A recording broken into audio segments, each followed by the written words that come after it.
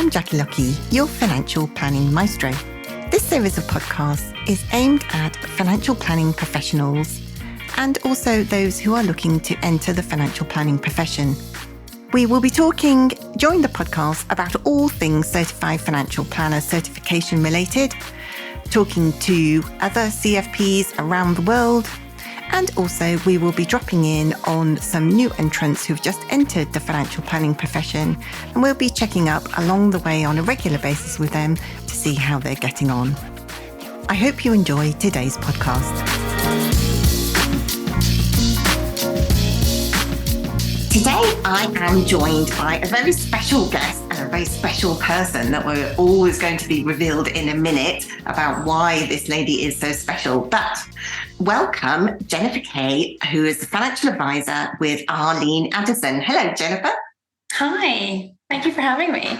Thanks for coming along today. And we are going to reveal your secret superpower in a minute. So we have got lots of questions lined up, and I've got lots to talk to you about, all things certified financial planner related. But before we get into all of that, let's have a little dive into how you became a financial advisor and what your journey has been like so far before you came across the CFP. I kind of fell into it, which I think a lot of people kind of do. Yeah. Just after university, I was working as a translator. I was working in a jewelry store. I was doing a fashion marketing internship. I didn't really know what I was doing. So I was working all the time, working weekends, and it felt like all my friends had, a Monday to Friday, 9 to 5. And I thought, well, I'll just go and get one of those. And being in Edinburgh, there's so much financial services. So I ended up working for one of the big insurers up here in an admin role, and I absolutely hated it. I was really bored. I would spend days opening envelopes of return statements. Like, it was definitely not the dream job. No, not your thing. No. But we had gone through 2 weeks of training when we joined the company, and that gave me training about the economy, about markets, about financial products. And that I found really interesting. So I knew I was interested in the industry as a whole, but this particular role I had found myself in wasn't the one for me. So then when it was an admin assistant role at the practice I'm still in now, when that came up, I jumped ship to that. And truth be told, I wasn't overly excited about the job description itself. But then I met my colleagues today, Louise and Arlene, and I thought, these are the kind of women I want to work with, the women I want to be. And yeah, I just thought this seems like a good opportunity. So I started in a financial planning practice as admin assistant, and then just kind of worked my way up from there. Right. Excellent.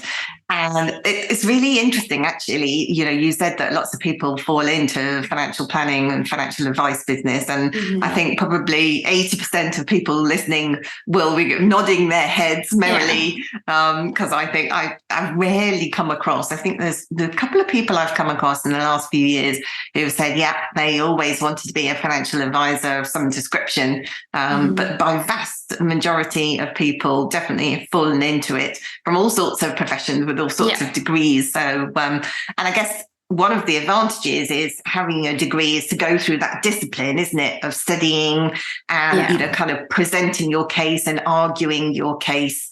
When you're at university, you get quite good grounding at doing that, don't you? Yeah. I think so. So then, you started as, helping with the administration side of the business, and then, how long were you doing that for? I guess there must have come a point where you've kind of gone to said to the others, I want to do more. I want to, do power planning, or, is that how you branched out, gaining more technical knowledge?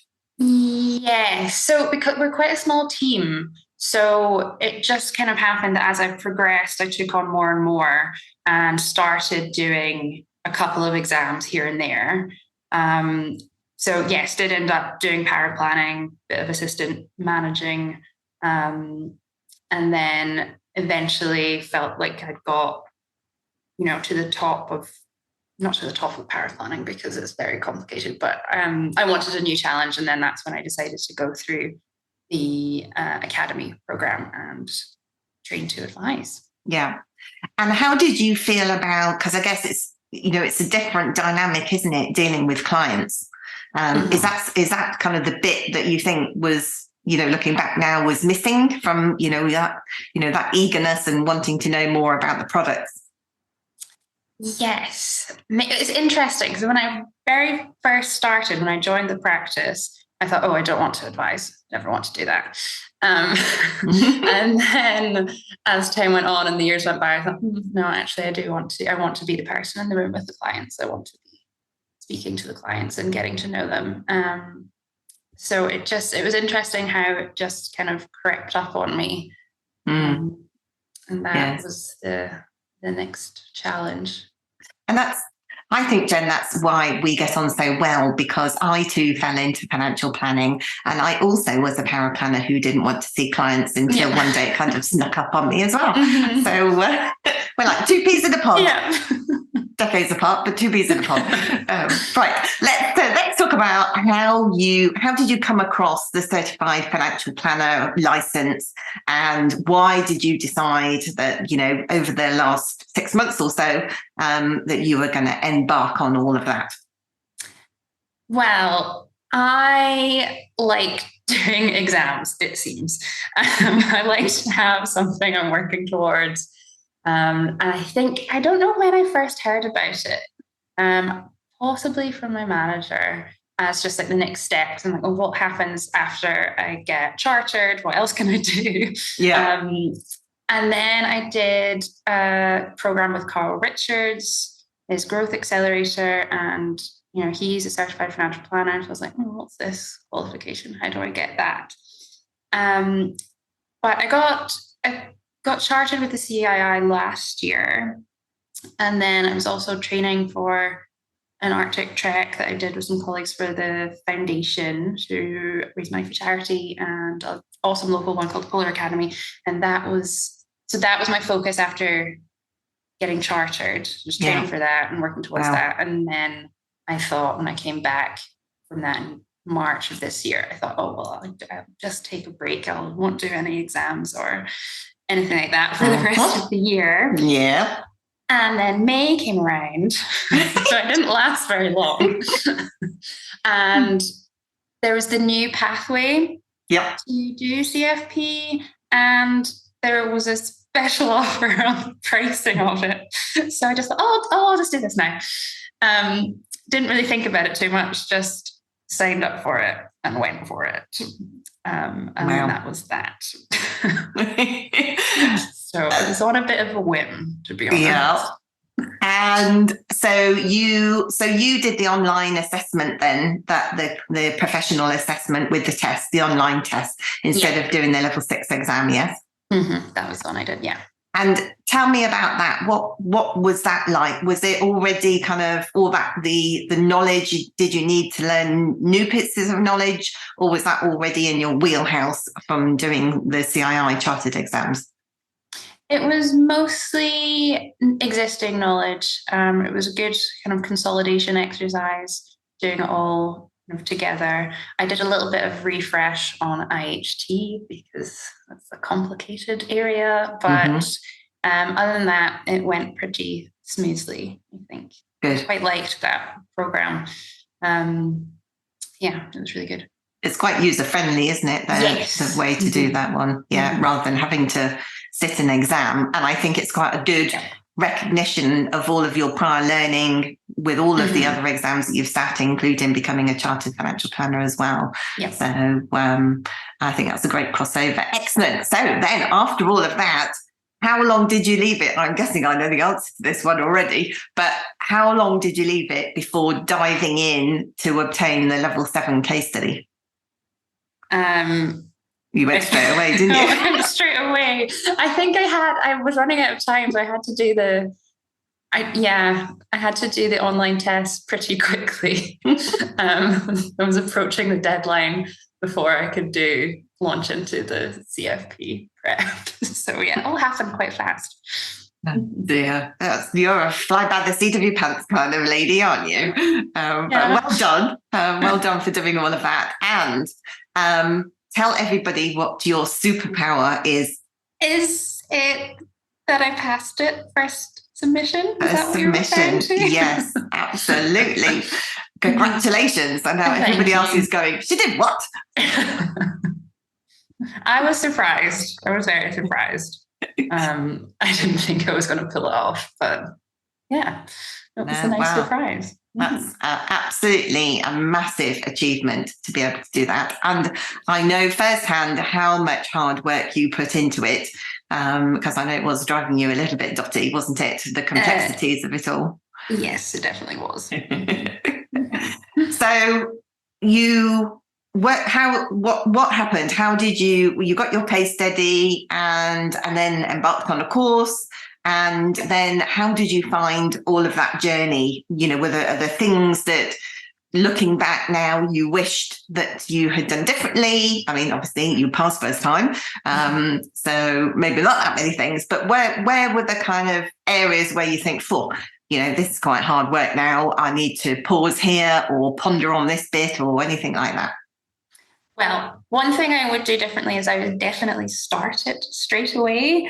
I remember emailing you because I think I'd left it, I don't know, a week or two before I even looked at it properly, and then had a major panic. And I remember emailing you saying, oh my God, is it too late? And then joined the course and then had a bit of catch up to do.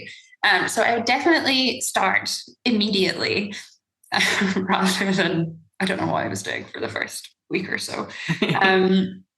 And as for areas that were challenging, the assumptions, I spent so long on the assumptions, particularly with annuity rates and enhanced annuity rates, and trying to figure all of that out. That was a big piece of work for me. And I had a boat in my case study.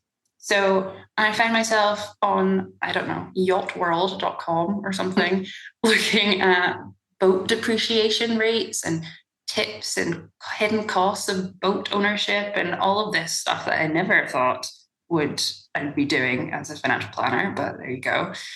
So that I spent a very long time agonizing over my assumptions.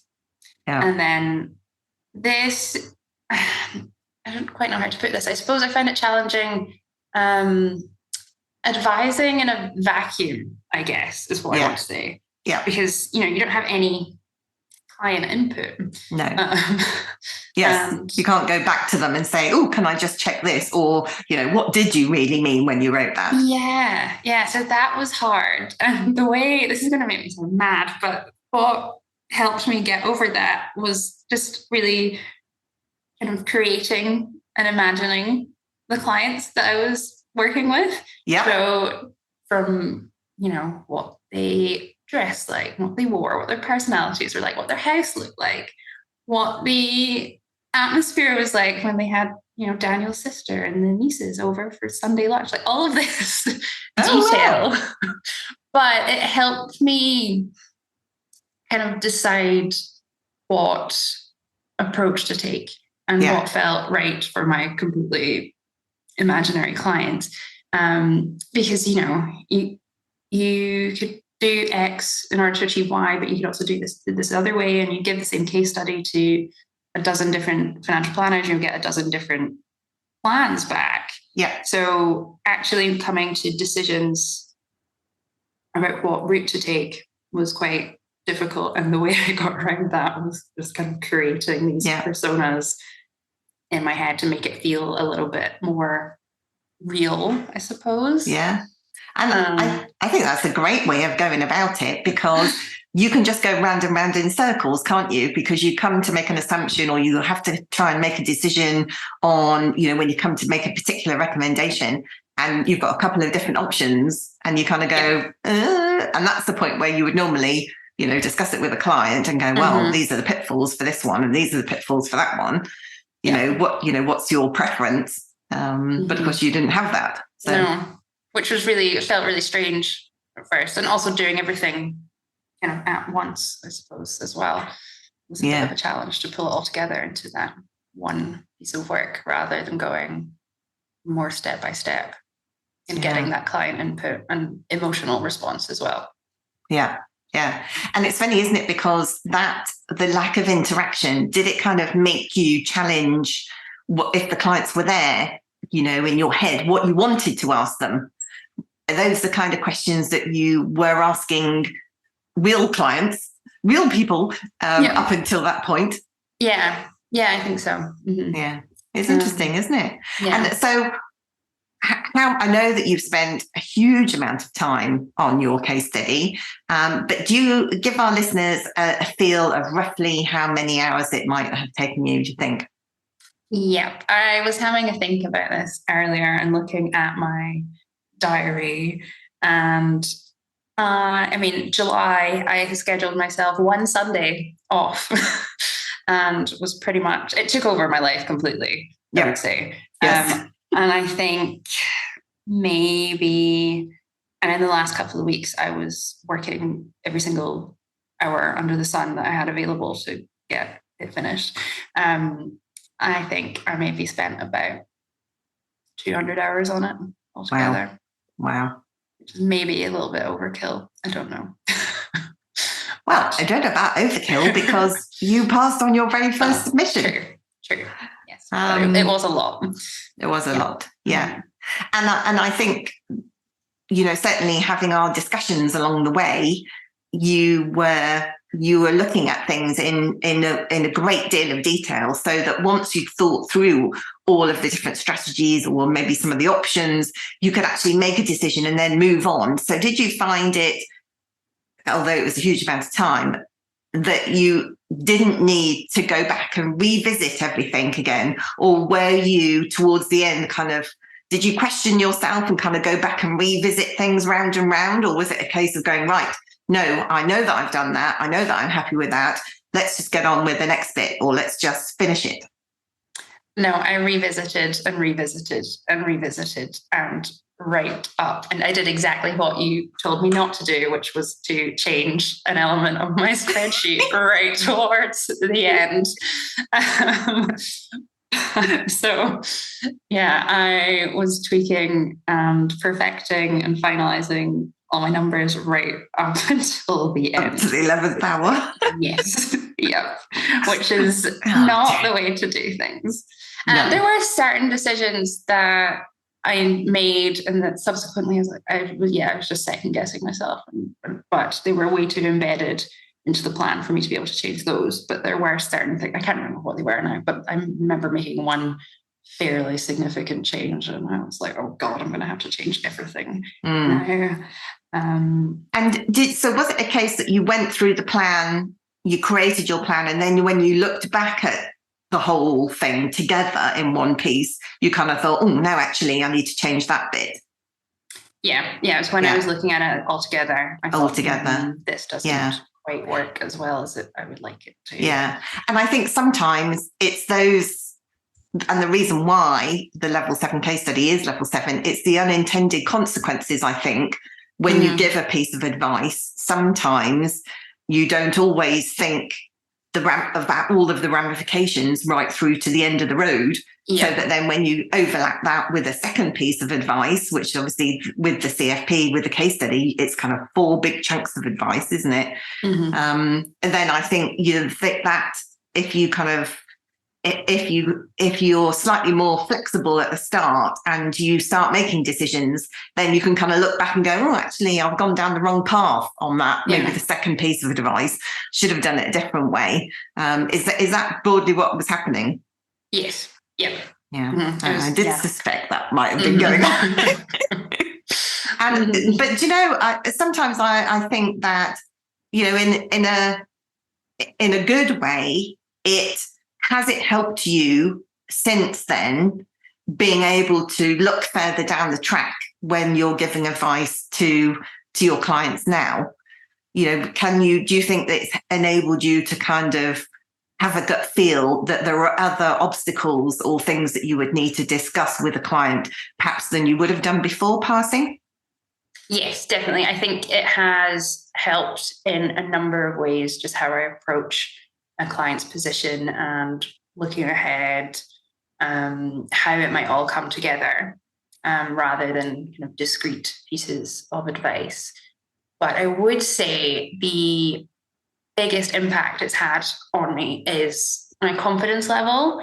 I think it's fundamentally changed how I view my skills and competency as an advisor, which is interesting because I thought that would happen when I reached chartered. But I think the difference with doing CFP is that it's one piece of work and it's a very realistic client scenario. And the fact that I've, pulled together comprehensive advice from, in my case, they were in their 40s right up until their projected date of death. And I've pulled all of that together in this 20,000 word document. And that's gone to a board of experienced examiners and they've said, yes, tick, this is good advice, you've passed. That has given me more confidence in my ability to do that, just in general, which is day-to-day. Which is invaluable to me at this stage in my career and at this age as well, I think.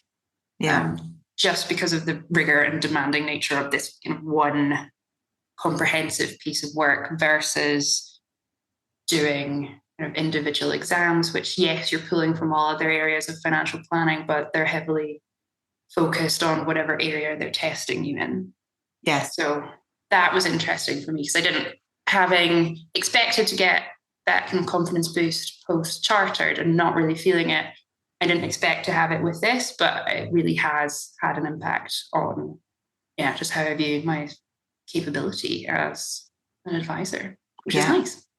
I think that's amazing. And I think also because you can be even more confident. I mean, this is not just passing it. This is passing on a very few number of people that actually get through on their first submission.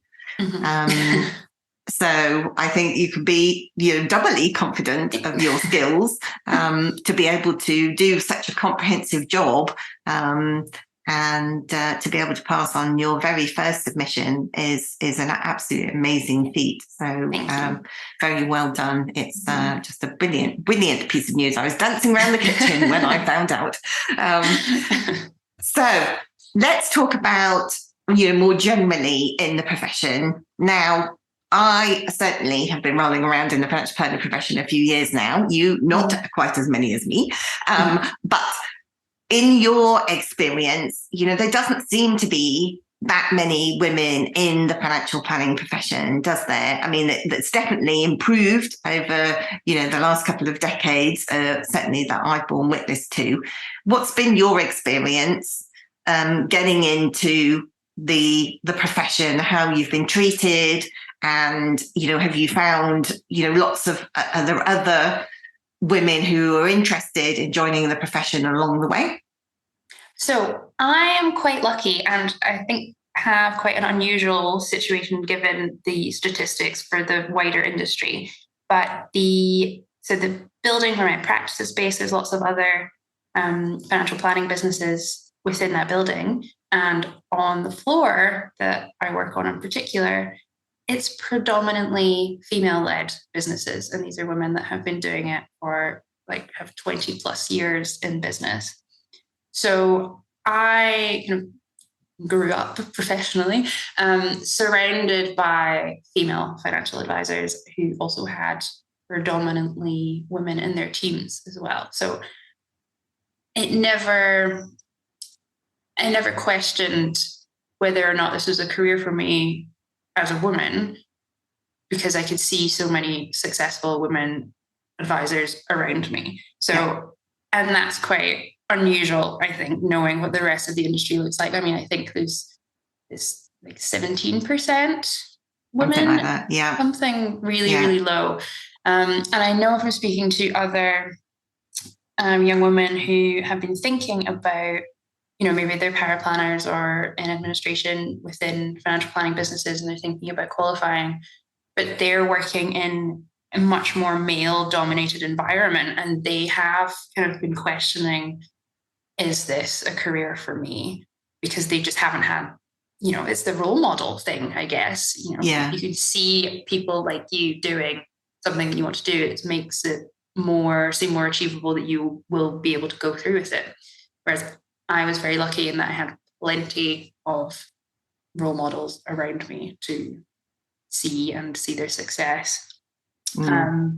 Which was, it was really, I don't know. You've had much more positive experience than I think quite a lot of females in the profession. And those females that you've come across who, have been wondering because of the situation they find them in working at those kind of businesses, have you been able to offer them any words of advice or any support or kind of guide them at all?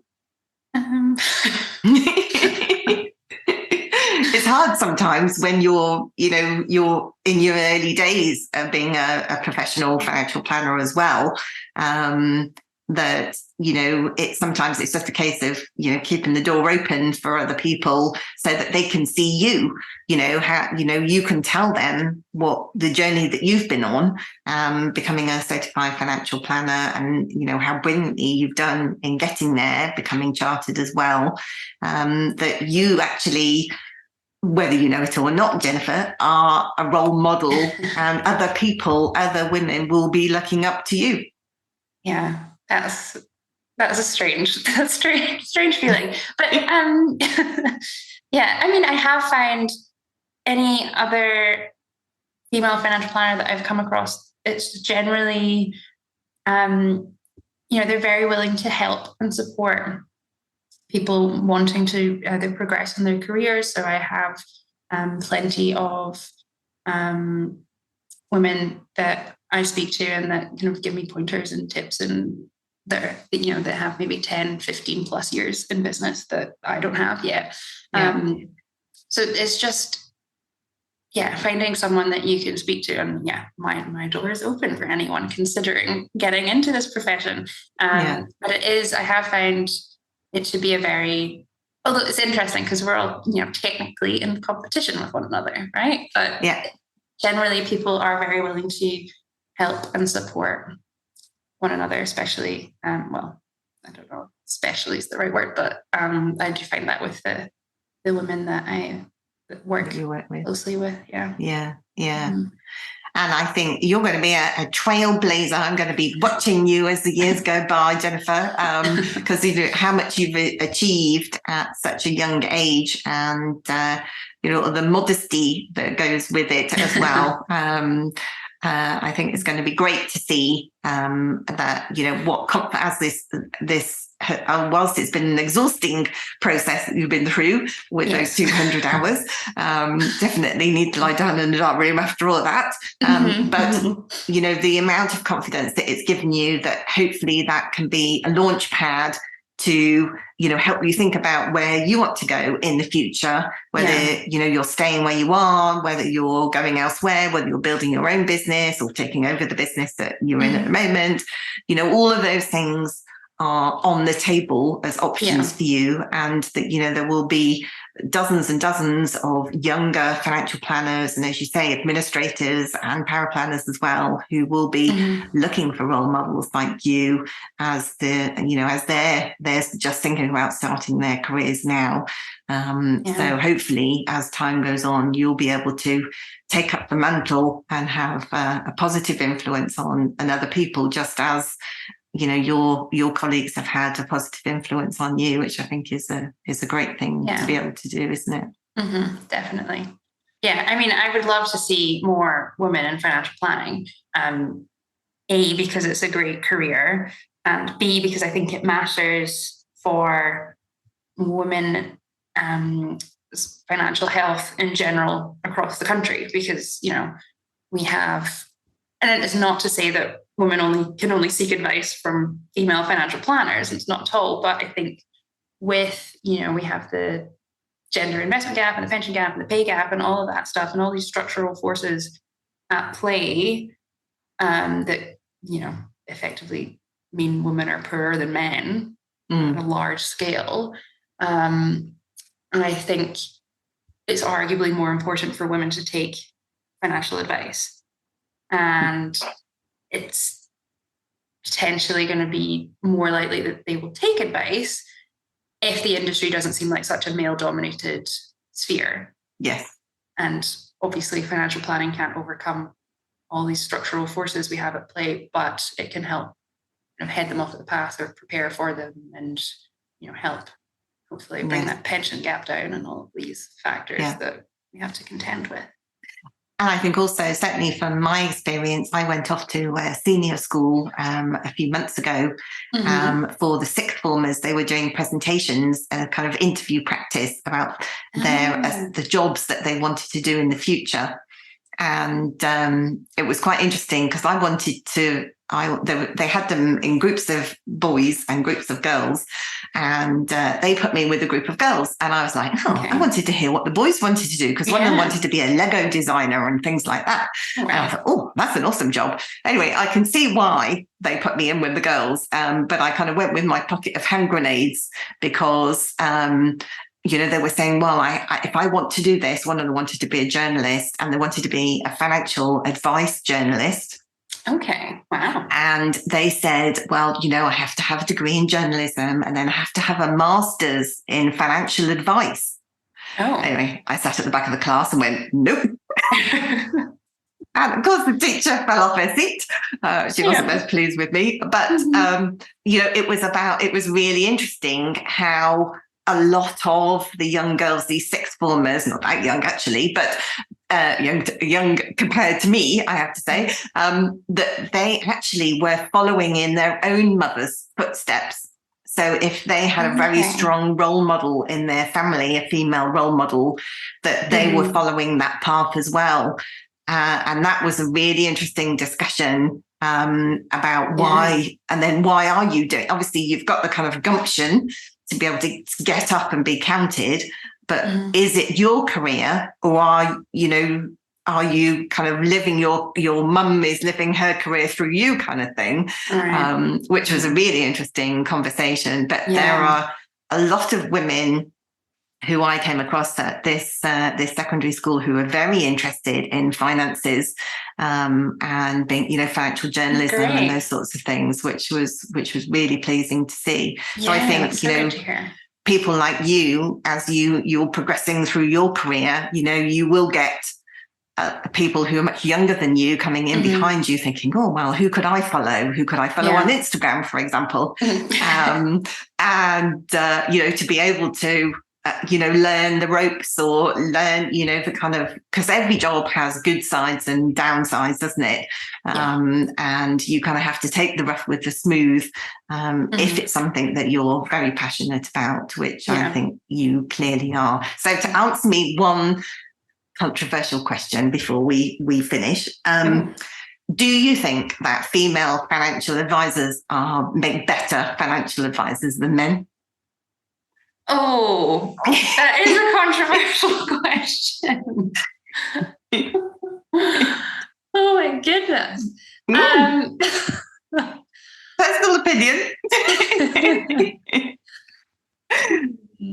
I wouldn't say so necessarily. I think it's going to depend on who you're working with. Because I think every client is, not every advisor is for everyone. No. And I feel like I'm hedging this question. See, I think that sometimes women have better qualities than men when it comes to giving advice, things like empathy. Obviously, it can be a double-edged sword because obviously you can go down a rabbit hole with a client if you empathize with them, can't you? Yes. But I think that there are some financial planning firms that I know where they have teams of pairs of male and female financial planners who see clients, because the natural traits that each of the two of them have in those meetings mean that they complement each other and they both miss things. But there is a difference in the way that they approach a client. And I see that quite a lot, the difference between male and female financial planners. That's a really interesting proposition to have, male and female pairs of advisors. I like that. That's really interesting. And stops one person going down a rabbit hole. If you particularly get on with one particular client, for example, you might hit it off with them and all of a sudden you find yourself, spent 30 minutes talking to one client out of the two in the room. Yeah. So it can be, it's all these sorts of things.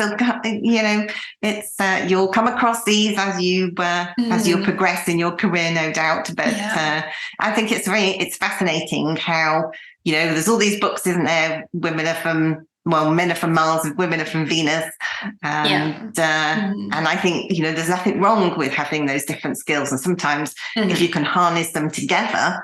To maximize the impact for particular clients that you're dealing with, then that might be the general way forward. Yeah, never know. That's fascinating. Excellent. Right. Well, we have nearly run out of time today, and I just have one more question for you, and that is back to the CFP. Could you share some tips for anybody who is thinking of starting their journey to become a certified financial planner, maybe who is about to embark on the level 7 case study? Anything that you could share with them to help them be encouraged and enthused along the way? Well, I would say definitely do Jackie's course, because there's absolutely no way I would have pulled it off had I not, because when it landed on my desk, I thought, oh my God, what do I do with this? It's very overwhelming, but having the course and the structure and, the deadlines you impose, although I think I missed them all, was really helpful to try and stay on track. And start it immediately. Don't do what I did and wait a week or two, because I guess that's probably why I did that, actually, looking back. I got it, I looked at it, it was overwhelming. I thought I'll deal with that later. So start it immediately when you get it. And I would also say, because it is so demanding and it took so much time, to kind of mentally prepare in the few months prior. Like if I could go back and do it again, I would not have done it on a whim. I think I would have spent the couple of months before taking extra good care of myself so that I was in peak condition, really, because it's kind of like doing a marathon. Quite draining, isn't it? So I mean, I don't want to put people off, but because it has been immensely valuable. And even I thought, as I was doing it, even if I don't pass this is a valuable exercise and this will help me improve how I advise my clients. So it was worthwhile in numerous aspects. But I would kind of prepare for it, mentally, I suppose, so that I was super resilient at the outset. And looking back, I think I would also have been more strategic and prepared my business for it, because looking at, at the end of the year now, I can see the months on which I was studying for CFP, there was a little bit of a drop off in business inflows and my figures. So being a bit more strategic and preparing for that, just because my focus was pulled elsewhere. So I would spend a few months preparing for it as if you're undertaking a mammoth task, which it is, a very worthwhile one, but I would prepare better for it before I actually started it, and I would start it immediately. Yeah. Excellent. Well, I mean, you can't find just 200 hours at the drop of a hat in the space of 10 weeks, can you? No. Which is basically what you were doing. Something's got to give. So I think they're great tips. And thank you so much for joining me today, Jennifer. It's been great to talk to you and to talk about your superpower. I'm going to tell everybody about your superpower now. Thanks for sharing all of your tips and your journey along the way. It's been a real pleasure to talk to you today. Thank you so much. It's been fun. hope you enjoyed today's podcast. It's really interesting, isn't it, to listen to other people's points of view about different things, all relating to our wonderful financial planning profession. If you know anyone who might be interested in listening to any of these podcasts, please pass on our details to them. So that's it from me. Join me again next time when we'll be talking all things certified financial planner related, and also dropping in on our new entrants to the financial planning profession. Bye for now.